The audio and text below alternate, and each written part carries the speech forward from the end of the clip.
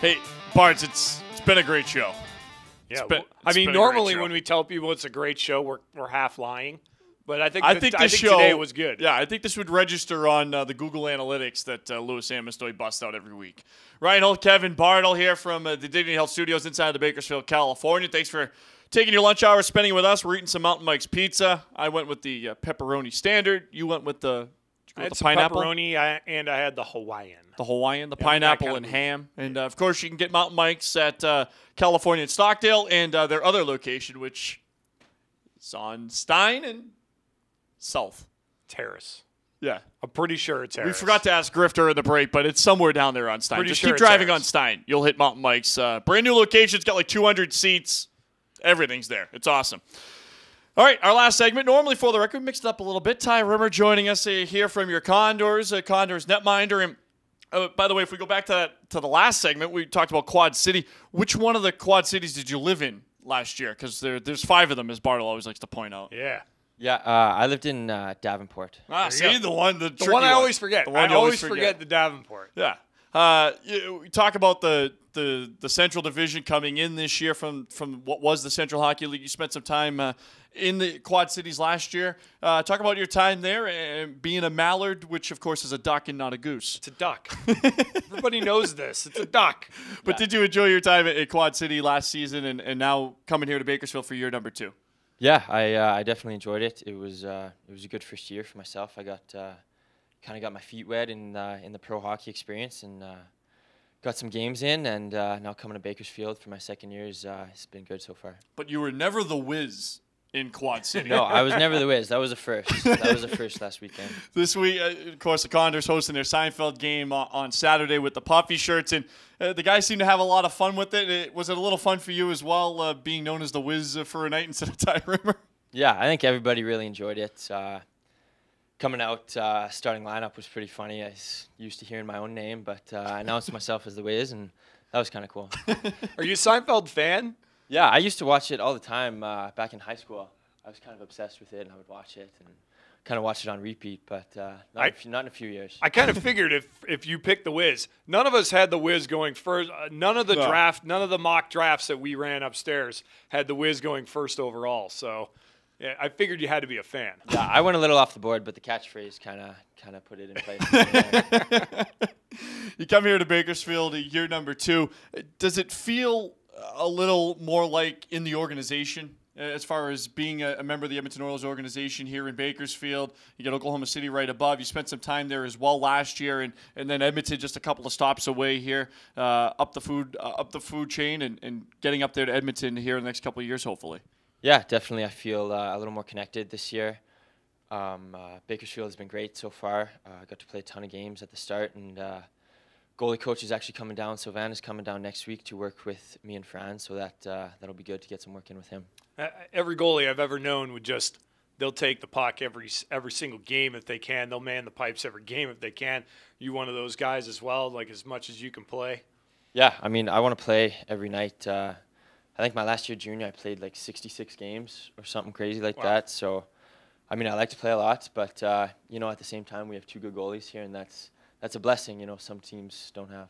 Is that good in a sense that you have a guy in Franz there as well that you can kind of push each other, off the ice, best of friends, but of course each goaltender wants to play, but is it good to have that kind of healthy competition here in Bakersfield? Yeah, absolutely. We have a really good relationship, me and Franz, and we push each other. We talk about different technical things and different equipment stuff, just goalie stuff really. It's nice to be able to bounce stuff off each other. He's obviously played in Europe for an extended period of time, and it's kind of cool talking about that stuff too. When did you start going in between the pipes? Was it early on, or were you? Yeah, did you play out early and then decide I'm going back in between the pipes? No, it was really early.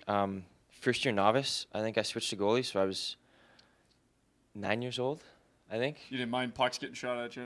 No, I didn't mind it at all. I kind of liked it. So who were your idols growing up between the pipes? Definitely Grant Fuhr, when he played for the Oilers back in the Oilers' heyday. I idolized him. You remember that? You're kind of young. Yeah, I'm kind of young, but I mean, we grew up going to the games and stuff like that. And more recently, Carey Price, I think, is an awesome role model for all Canadian goalies. You're from the Edmonton area. What was it like to sign a contract with the Oilers and to be kind of in oil country and in the system? At first, it was a bit surreal. I mean, I like to think I've settled in a bit now, but I remember last year I went into camp with the Oilers as a free agent, just an invite, and ended up playing well in camp and making it to main camp. And then the exhibition game against Vancouver was, I mean, obviously something I'll never forget. Got to play on Hockey Night in Canada, and that's, I mean, as a Canadian kid growing up in Edmonton, that's Monday Night Football. That's it. Yeah, that was an awesome experience. You know, you mentioned going as a free agent to the camp. That's a tough spot to be in. I mean, you know, a lot of guys have been scouted. Obviously, you were scouted beforehand, but to go into camp without a contract, did you feel extra pressure? Did you feel like every shot you had to do something to impress them? Or, I mean, how did you approach that? I mean, obviously, there's that pressure. I tried to push it to the back of my head and just go day by day and save by save, and it made it a lot easier. I prepared and trained really hard that summer, so you know, if you prepare every day like it's a big game or a big skate, then when you get there, it's not such a big deal. So how did you find out you were going to get a contract offer? They pull you into the office and oh, sit down, kid, and somebody with was there a gold pen and stuff? Yeah. No. It was actually the morning after I played against Vancouver. I got a phone call telling me to come in early, and actually got sent down to Oklahoma and a contract on the same day. So it was a little bittersweet, and it was a really busy day, but obviously great accomplishment for myself, and I'm very, very proud of that. Did you walk out of the meeting and give a fist bump when no one was looking, or what? I think I was probably sweating a little bit, but no, it was great for me and my family. There's a lot of guys on this team, either from the Edmonton area or from the Western Hockey League. A lot of guys you grew up playing with, against. Now you're all on the same team. It must be nice to have that sort of team chemistry and team camaraderie from really going through the same stuff as kids and through your junior careers. Yeah, it is. I mean, played against a ton of these guys in junior in the Western League, like you said, and we've known each other pretty well for a few months now, especially the guys that were in Oklahoma together, and you know, we've kind of bonded throughout the summer and throughout camp, and now as the season keeps going, you know, the group keeps getting tighter, and you know, having some good games here, so it's been good. How many goals Winquist get on you during his junior career? I don't know. Off the top of my head, I couldn't Come tell on, you. know this. I would have been Tri-City and Everett at one point. Yeah, I know we played against each other quite a bit that year, but they didn't have the strongest team that year. Right, I know Ryan Murray and Josh were good players, but I think we might have taken advantage of them a little bit. And of course, you fought a former Condors goalie at one point, and Laurent Persois. Do you guys still talk about that at all, or is there? Do you guys even get along? Is that the question? Yeah, no, we got a good relationship now.